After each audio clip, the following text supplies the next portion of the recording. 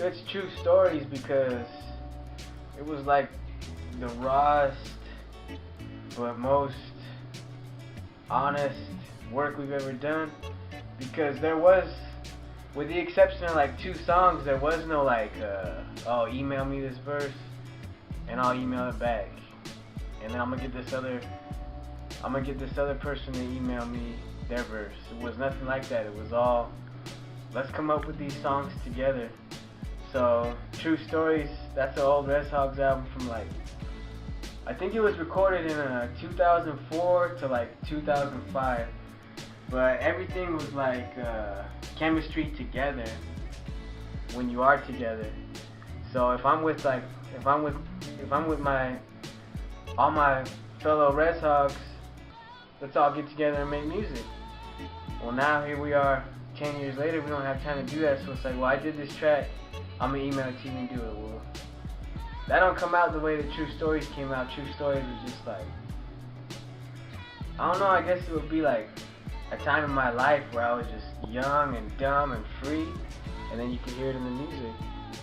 A lot of the stuff I was saying, I don't really live that life no more, but if I ever want to know what I was like when I was 21, 22, I'll go back and listen to True Stories and like, man, the beats Nate did on there, and it still blow my mind all these years later, and like the concepts and ideas, and like you could just tell when you have like what they call swag nowadays, but back then you could just tell like when you're on your shit, like damn, I was on my shit right there, you know, like you be saying that. Now I'll be trying to do a verse now and I won't be excited or like pumped up. Well, I don't know what we was on, but we was on top back then, just like the delivery with the hooks. Like we did drinking songs with wasn't no like, oh, let's come up with this big powerful message and all that. Nate just did the beat. He had a hook on it. He said, hey, write a part for this song. And we wrote it in like a half an hour. While cruising through the valley, he had a beat with the hook, and he had that hook, and he said, hey, write this part. And I think I wrote it in like 15 minutes. And then that graduation shit at the end, we was at KYNR. Back then it was KOTY, I think. And they had the graduation on the radio. It was broadcasting that, and that's what we heard in the background.